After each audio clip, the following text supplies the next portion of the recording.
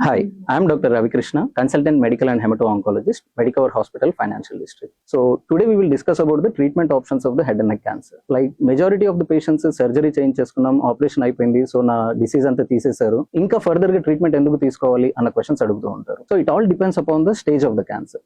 For example like stage 1 or stage 2 or stage 3 ఇట్లా 3 stages గా divide చేస్తే, so first stage cancer లో operation చేసిన తర్వాత కూడా మళ్ళీ జబ్బు తిరిగి వచ్చే అవకాశం it is more than 20% in the next 2 years.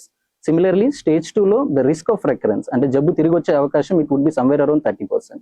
And similarly, stage 3 లో it would be somewhere around 40%. So these are all the approximate number. Going to the impression that operation ఒక్కటి చేంజ్ చేసుకుని రిమూవ్ చేసేస్తే treatment అయిపోయినట్లు కాదు. So there are still chances that you will develop the disease in the next 1 to 2 years if you don't take any adjuvant treatment. So ఇప్పుడు ఆ తిరిగి వచ్చే అవకాశాన్ని తగ్గించడానికి what are the best treatment options? So there are 2 treatment options, that is radiotherapy and chemotherapy. And depending upon your stage, అంటే మీ stage ని బట్టి మీకు జబ్బు తిరిగి వచ్చే రిస్క్ ని బట్టి రేడియేషన్ ఒకటే ఇవ్వాలన్నా, రేడియేషన్ తో పాటు కీమోథెరపీ కూడా ఇవ్వాలన్నా అనేది డిసైడ్ చేస్తాం. And the second common question was, so ఒక రేడియేషన్ కీమోథెరపీ తీసుకుంటే నాకు మళ్ళీ జబ్బు ఇంకా కంప్లీట్ గా తిరిగి రాదా? So which is not true.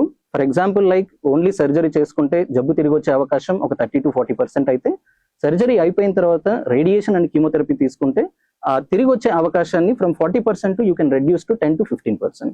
So you cannot make it to 0, but you can reduce the chances of recurrence significantly. And next important thing was what is radiation. Radiation అంటే అదేదో షాక్ ట్రీట్మెంట్ అని, current treatment అని చాలా misunderstanding ఉంటుంది. So which is not entirely true. Radiation is nothing but a scan. మనం CT scan చేయించుకున్నప్పుడు ఎలాగైతే ఒక బాడీకి సిటీ స్కాన్ చేస్తామో, రేడియేషన్ కూడా సేమ్ ఎగ్జాక్ట్లీ.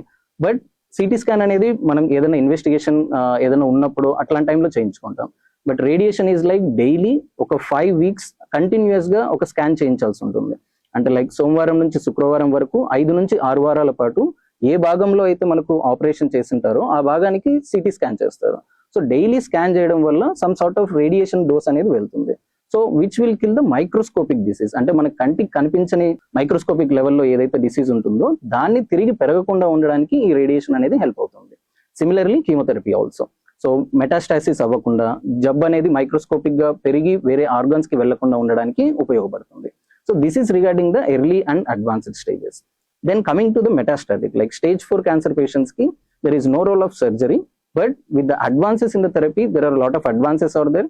ప్రీవియస్ గా ఓన్లీ కీమోథెరపీ మాత్రమే ఇచ్చేవాళ్ళం అండ్ వాళ్ళ సర్వైవల్ ఛాన్సెస్ చాలా తక్కువగా ఉండేది like 10-15 years back.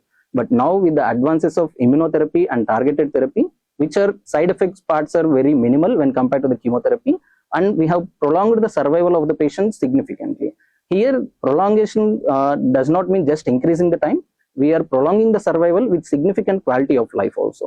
So in all head and neck cancer, yes, the cancer is curable if you present early, and if at all it is diagnosed in the stage 4, yes, it is treatable and we can expand your lifespan significantly with preserved quality of life. Thank you.